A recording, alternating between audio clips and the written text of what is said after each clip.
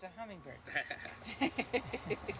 It's likely a male because we have more young males. More young males are hatched every year than females. But then when they come back next year, there'll be more females than males because most of the males will die.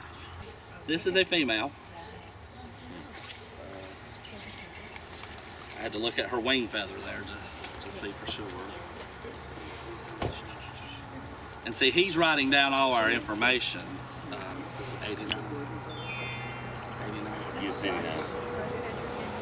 And so we have to make sure that the band number coincides with what he's writing down there, because if that gets off track, then when I put it in the computer, it's all going to be messed up.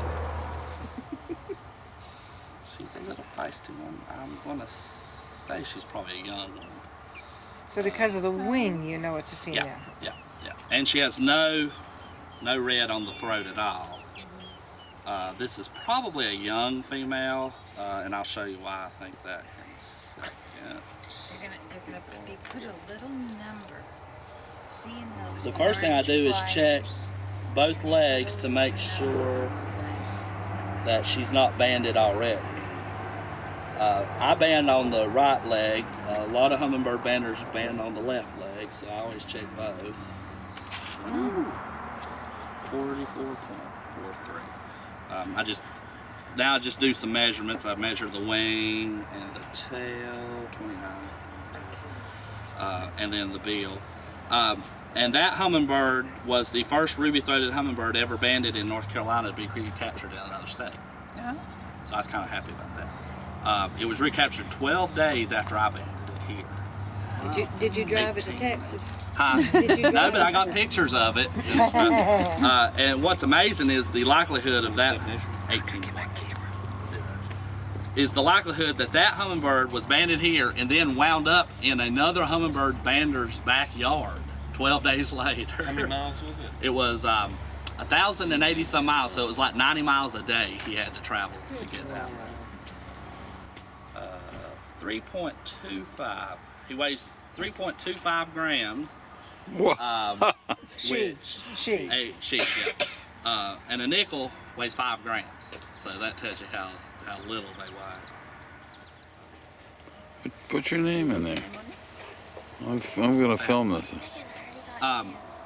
What I'm doing now is I blow the breast feathers back to look for fat, because that's where they store their fat, is right in their breast and under the wings.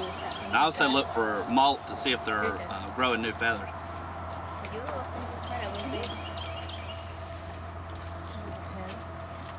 What's the normal lifespan? Usually 3 to 5 years. But like I said, some have been known to live 7, 8 years, which is really good for a bird that travels 2,000 miles one way twice a year. Right.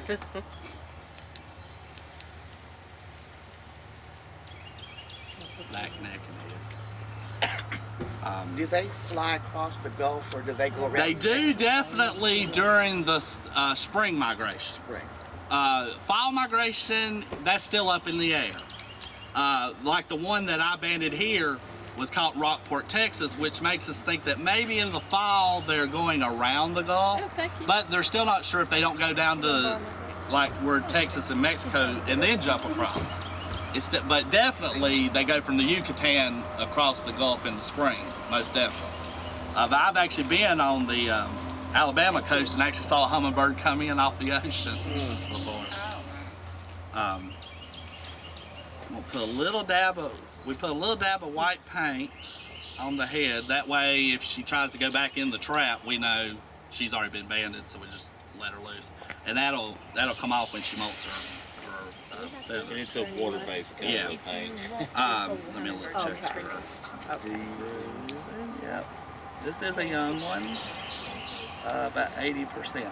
All hummingbirds, when they first hatch, have grooves all up their bill. And as they nectar in flowers and in feeders and stuff, they start wearing those grooves off. But if they still have grooves up their bill, then that means they had to be hatched this year. Because one that was hatched last year would have already wore all those grooves off. And they don't have time before they leave us to have worn all those off, so we know they have to have been hatched this year.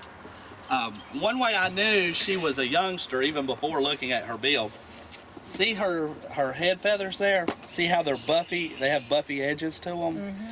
That's a sign of a young hummingbird, a young female.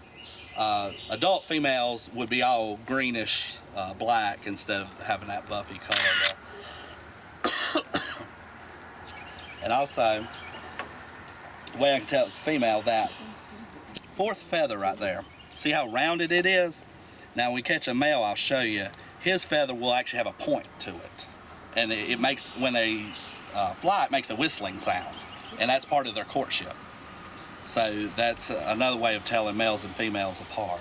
I'll show you there, Megan. So look at here. Let's see, she got a clear throat there. And you see her shaking, that's actually her breathing. Because they breathe so fast, it actually moves their body. And one thing I tell people that they are not butterflies. So you don't have to be quite as delicate with them as you do butterflies, even though they're the same size as a butterfly. Flutter away.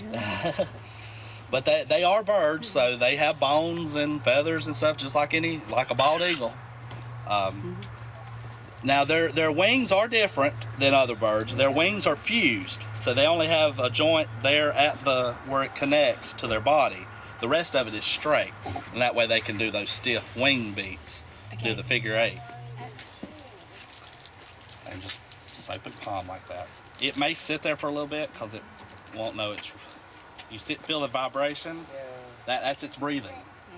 Their heart beats too fast, you can't even actually feel it. It doesn't realize that it's free. Oh. But now when I blow across it, it'll fill the air.